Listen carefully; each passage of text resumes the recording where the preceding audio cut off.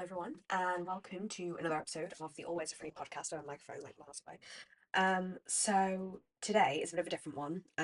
Not so much commentary, more so having a bit of fun. Because I thought it would be quite nice to look through some cloth-bound classics and just kind of rank them, see what I think. I've been enjoying doing more kind of book review style stuff over on TikTok. I'm kind of trying to up the ante a bit as far as like getting videos out there and content out there and kind of widening the audience.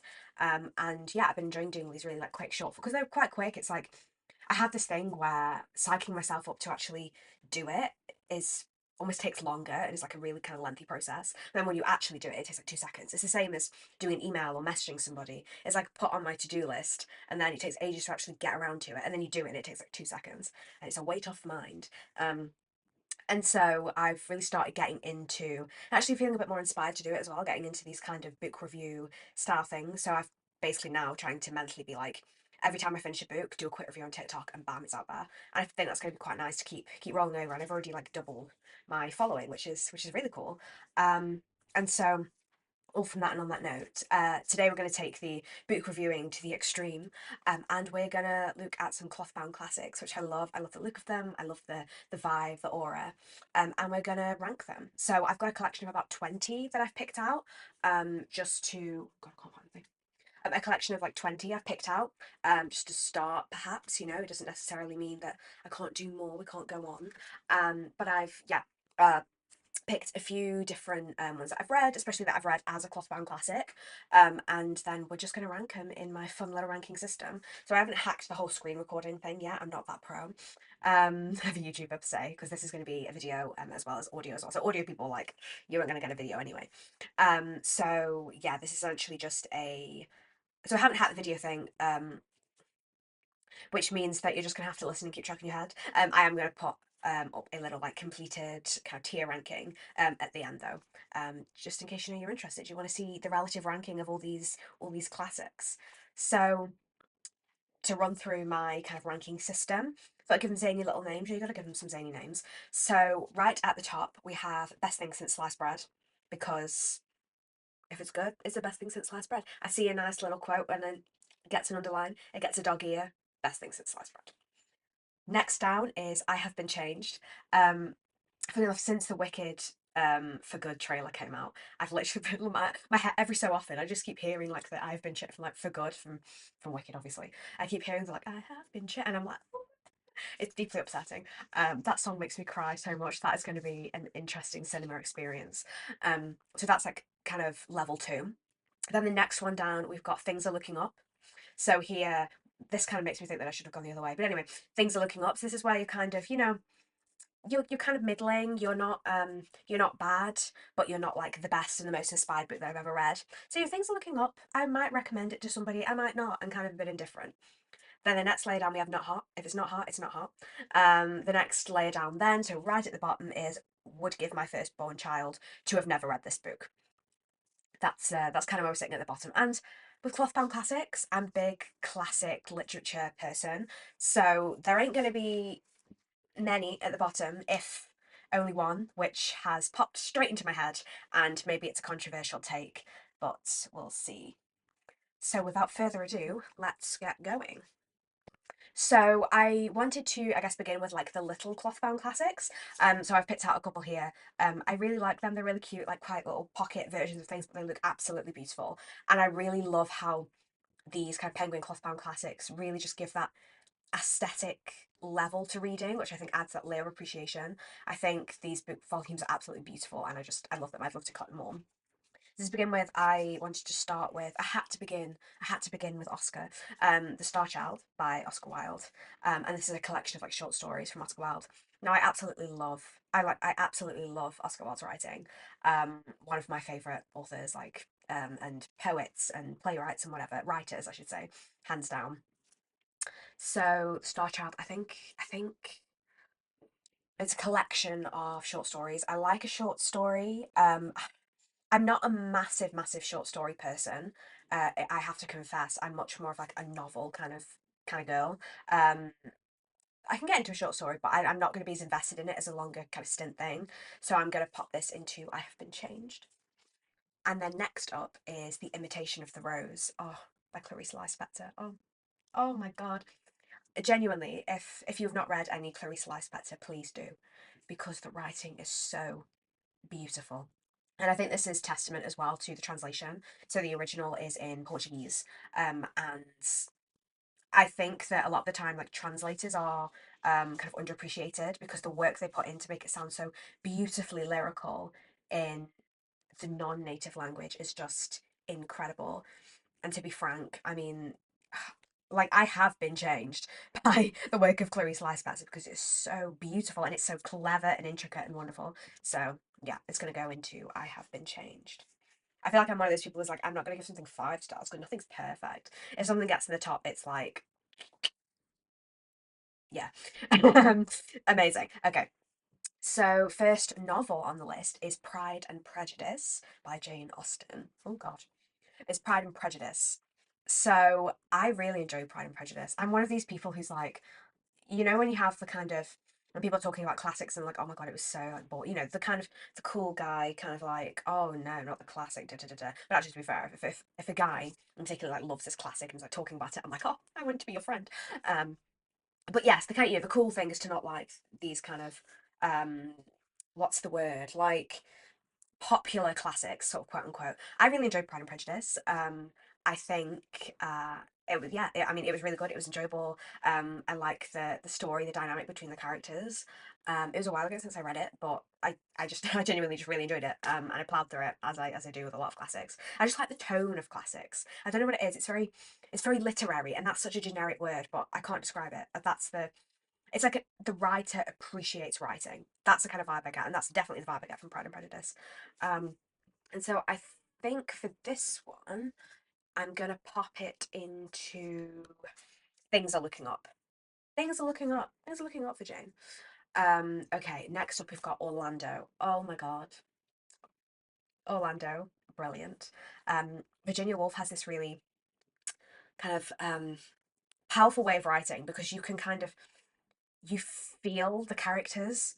They're very vivid, very vibrant, kind of coming off the page kind of thing.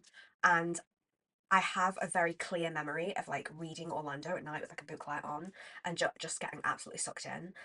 Particularly the kind of Tudor era stuff.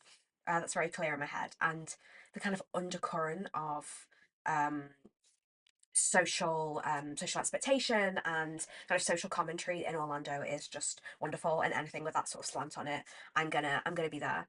So I think this has got to go into I Have Been Changed. Okay, so next up we've got Grimm's fairy tales. So this was a fun one that I put on the list. I've read a selection of like the Grimm tales from like a long time ago actually. And so I thought I put this on the list to like do a quick review of. Like that's crazy. And the traditional, they're fun. Well, they're not fun. They're quite dark. But I like how dark the real tales are. I mean, sinister, and it's like teaching the child something about life or whatever. And it's like, oh, that's terrifying, maybe.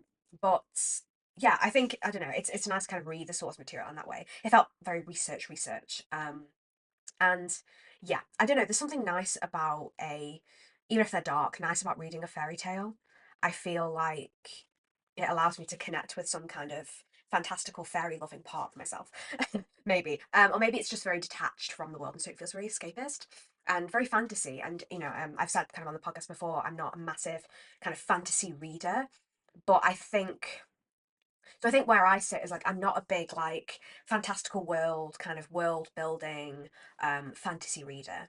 I'm more a kind of a little sprinkle of magic or something like linked to the human condition or linked to the real world, very much about people within potentially a separate realm. Things like Lord of the Rings, it's very well, I guess it's very world building, but it's very character oriented.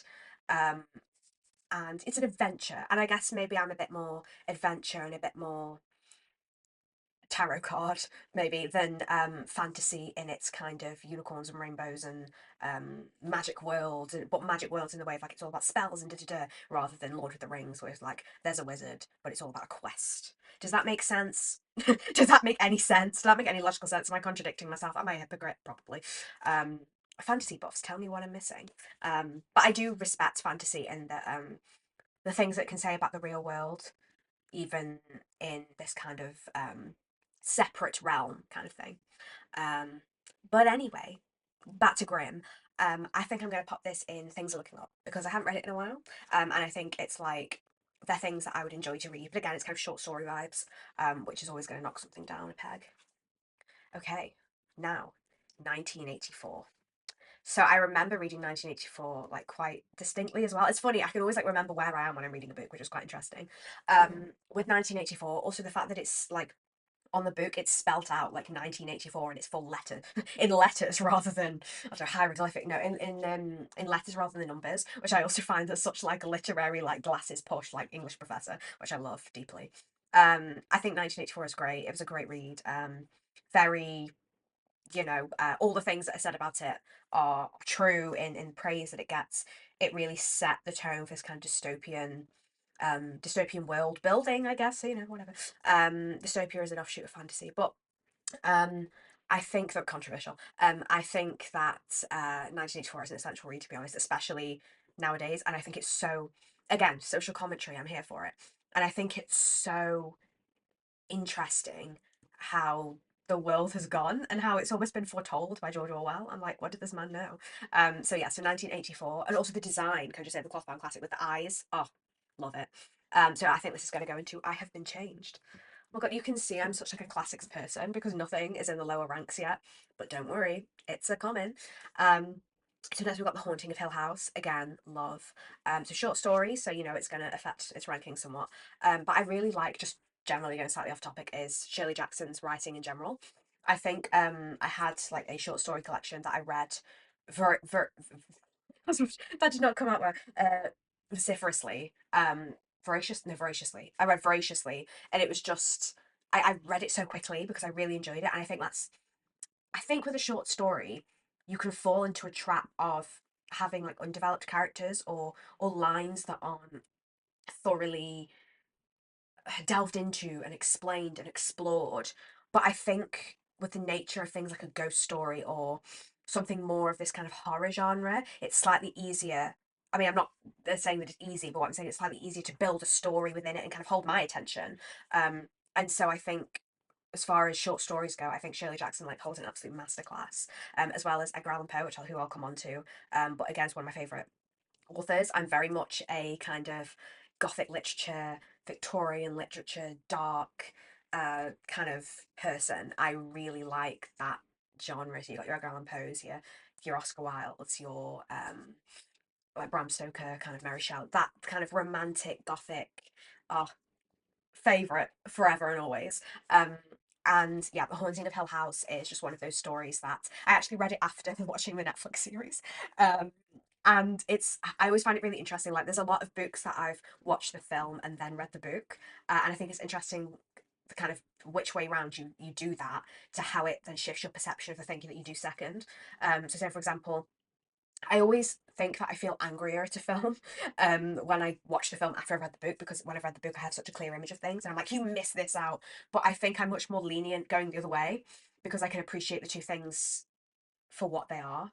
And so I think The Haunting of Hill House, I think it's quite masterful how this series then took this short story and developed it. And yeah, I think it's great. So I think this is going to go into also I Have Been Changed. This is getting full. Glinda is she's having a party. She's having a party at Hill House. Okay, so next up is The Heart of Darkness.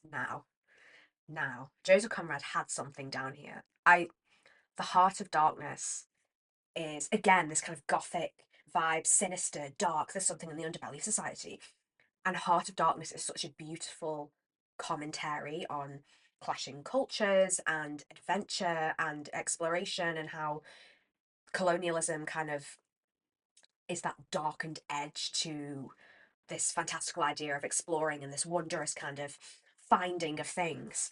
And it's just beautifully written, and it flows, and I gobble it up. I was like done.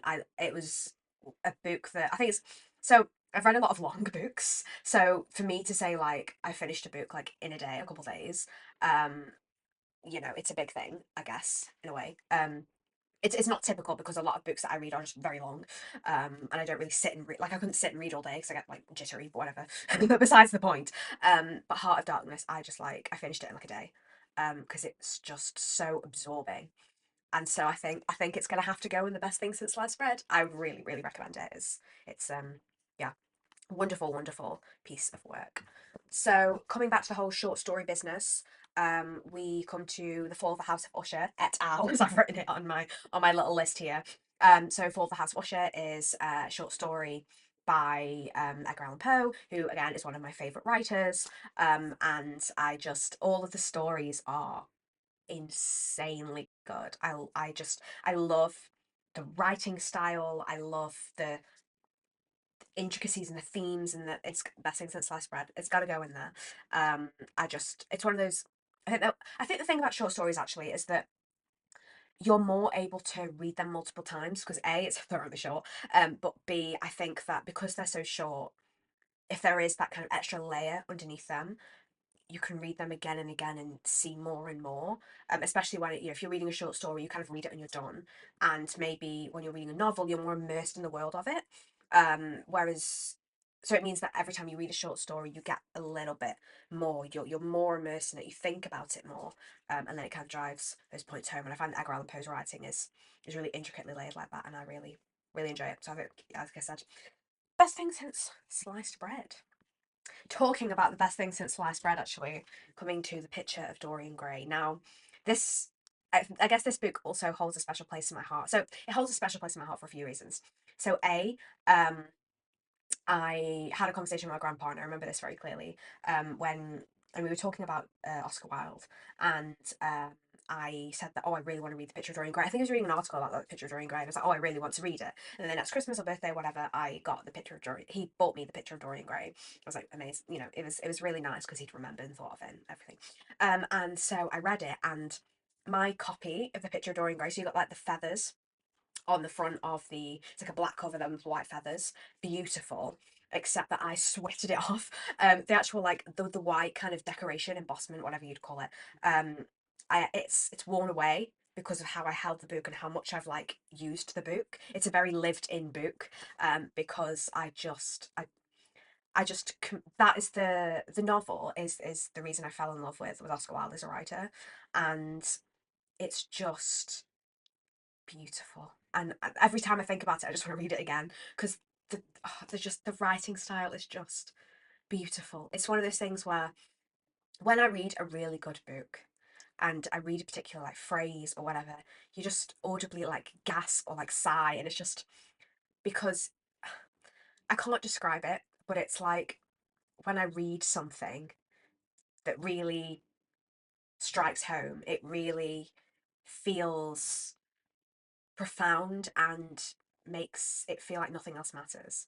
That is writing, and that is Dorian Gray. It's just brilliant. There is a reason why it's such a cultural icon, and Oscar Wilde is such a cultural icon as well.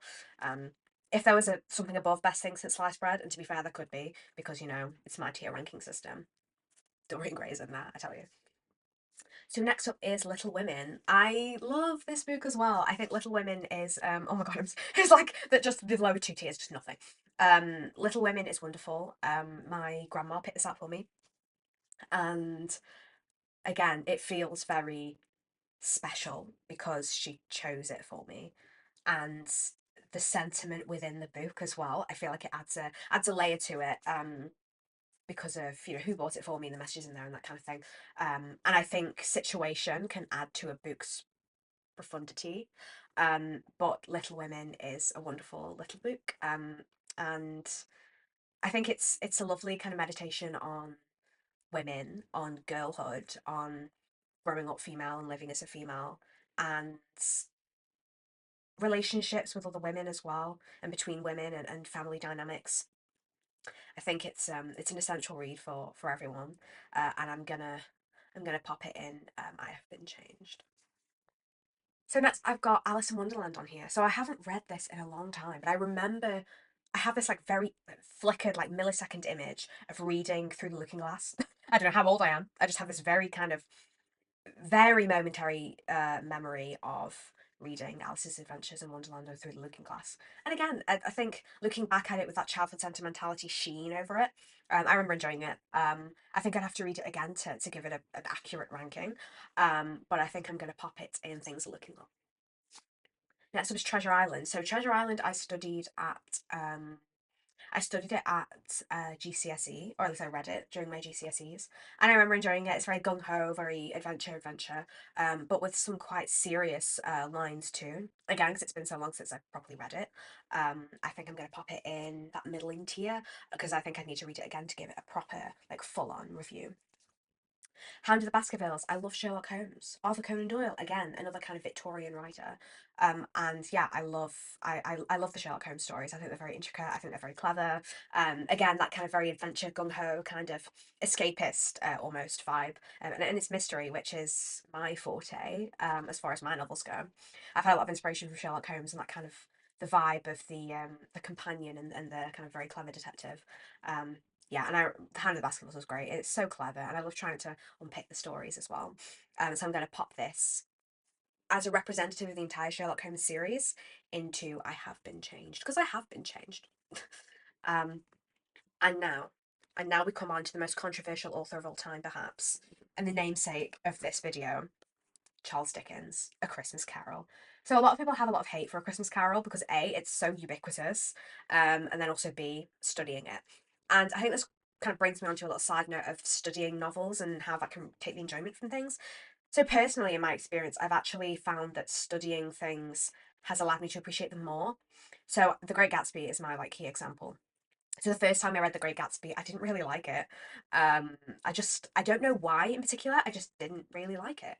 And then I read it again and again and again because I was studying it for A level, and you start analysing things and you start looking at the undercurrent messages and picking the story apart and dissecting things. And now it is one of my favourite novels because I love the messaging behind it. I love Jay Gatsby as a kid.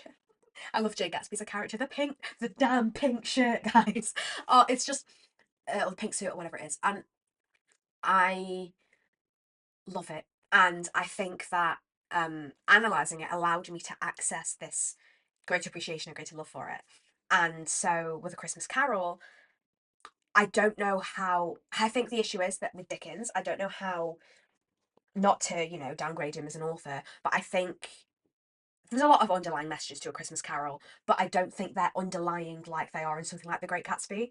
Like these underlying messages about like social structures and all that jazz, it's kind of quite overt.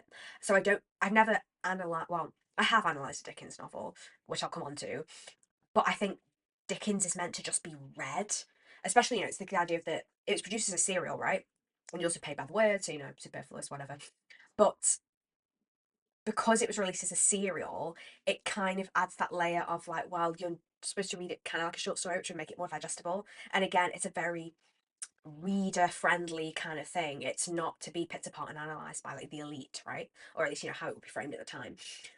So I think with A Christmas Carol, it's one of those that you can enjoy when you read. And I like the story of A Christmas Carol. It's kind of become Christmas canon at this point. And so I've read it a few times now. I like read it around Christmas time. And if somebody like gave me a copy of A Christmas Carol now and be like, you gotta reread it again, I'd be like, God, I don't want to. Because I mean, I'm not a big rereader of books anyway.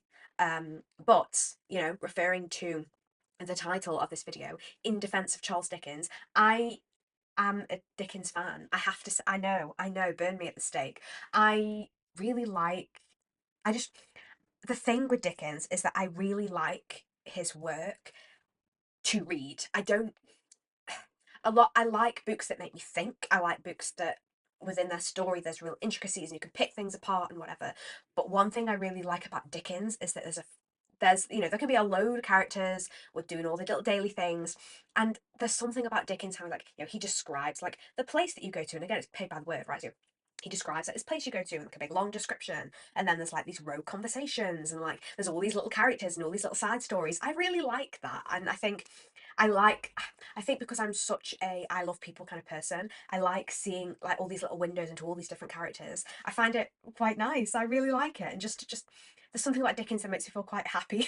I don't know what it is. Even Bleak House, right? I was like, oh, those characters. Oh, that guy. I just like I like books where you're just following a character and it's quite like mundane in a way. And I like that kind of everyday interactions and things. And I think also Dickens is clever. You know, things like Great Expectations, which is the next one on the ranking list. There's real intricacy to that, and I think it's interesting how it works out because it's like an aha moment, almost like a mystery. And I think the relationships that he builds between the characters are actually quite beautiful. And so going to A Christmas Carol, I think I'm going to pop it in the middle tier. Um, things are looking up.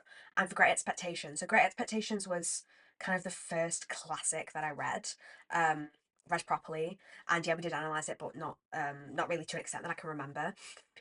And with Great Expectations, it really brought me into the fold of classic literature, and it also brought me into the fold of Dickens.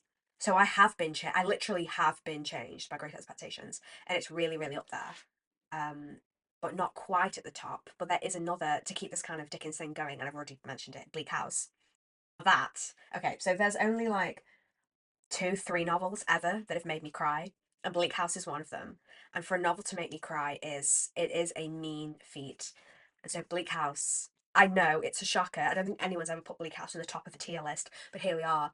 It's going to go in best things since sliced bread. I love it. It's so long. There are so many characters, but I read it when I had like nothing better to do. I think it was like a summer break or whatever. I literally don't remember. But I loved Bleak House. I can't.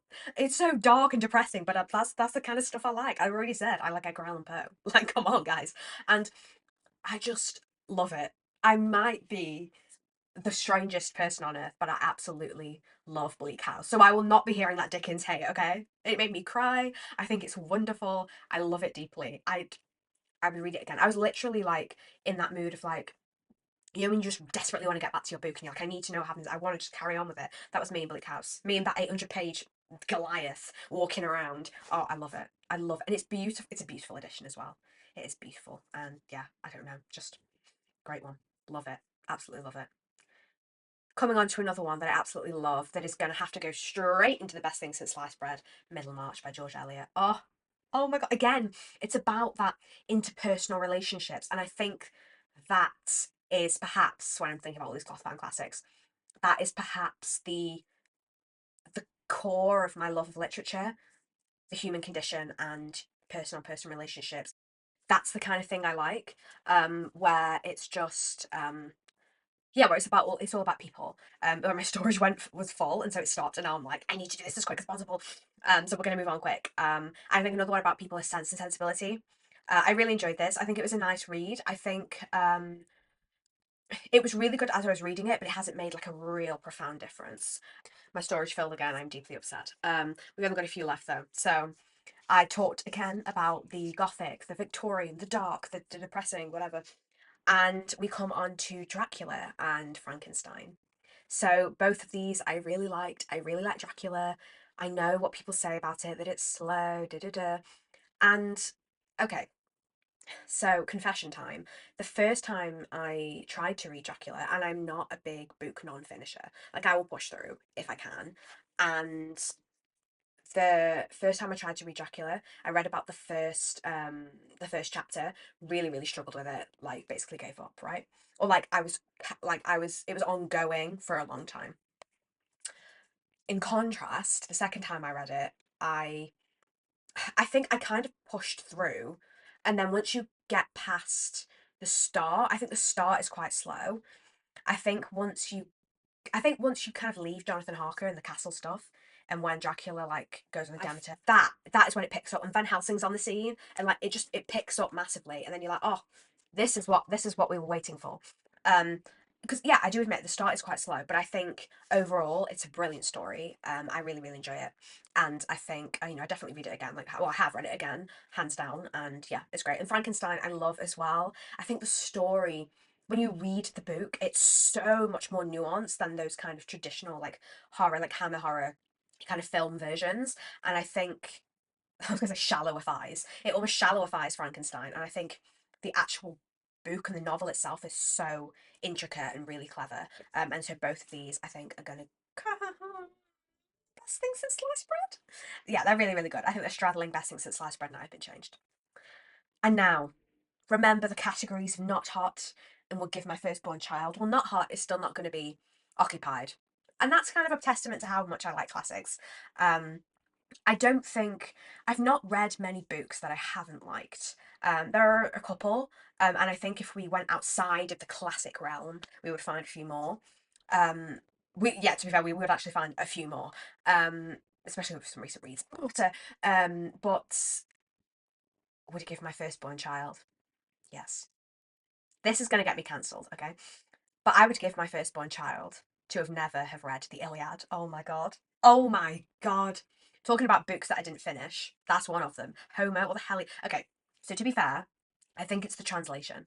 Because the clothbound, like, not me praising translators, I'm dunking on this one. The clothbound classic edition of the Iliad, it's just unreadable. I'm sorry. I couldn't. I think, okay, the story of the Iliad and the Odyssey and that kind of, the actual tales themselves, interesting, cool, whatever. Like, I think the actual stories themselves are good, and I like, reading the kind of synopsis per se. Very interesting, intricate character dynamics, whatever, whatever. Battle warfare. I mean, not so much my cup of tea maybe to read, but good story. Actually reading it, found it very hard because every single page people were speaking winged words, and it got to the point where I was like, this isn't just literary repetition as a device, this is repetition for the sake of repetition. It felt like such a slog. I'm sorry. The Iliad is to read. The Iliad is not is just the one of the worst things I've ever read. I'm not gonna lie. And that, like I say, not as a story, but just as how it's written, can't be dealing with that. Can't be dealing with that. I mean, when I said it was one of the worst things I've ever read, actually, a couple of things then popped in my head, and I was like, could have been worse. But I think, yeah, that was some wasted mind energy. I think the thing is with Greek myths as well, like I enjoy them as stories and as concepts and kind of like short little snippets of people telling me. I think it's really interesting, like to talk about, and I love like ancient Greece and that kind of and Greek mythology as well. I love it as a kind of as an idea, as a built up world and all the connections between things. I really love that. Um, but reading them is slightly different. I think reading kind of shorten, the shorter kind of tales and things, absolutely. And I think Greek myths are very much um almost work best in that kind of short story format because it's digestible and it's little snippets that then build up that world. But something like the Iliad, oh my god, I felt like it kind of feels like you're reading a script. I mean, I've read scripts before, like theatre kid, hello, but reading scripts feels dry to me. I'm sorry. I want the description. I want the literary poeticism. I don't want every single page somebody speaking winged words. It's not. It's not fun to read. It really isn't. And on that disappointing note, I'm gonna end it there. So this video has been a lot longer than I anticipated it to be, which is quite fun. And a good job that I only chose about 20 for the tier ranking. But yeah, let me know if maybe you want me to do another kind of series of this. Maybe I could do some ranking of like recent reads, like 2025 reads or 2024 reads, or maybe look on my story graph and ranking kind of all of those. Maybe it's like 21st century or 20th century novels, whatever. But I think this is kind of a nice, quick video form as well. Don't have to plan too much. And yeah, in defense of Dickens, I will always stand. Take care, see you next time, and let's keep talking.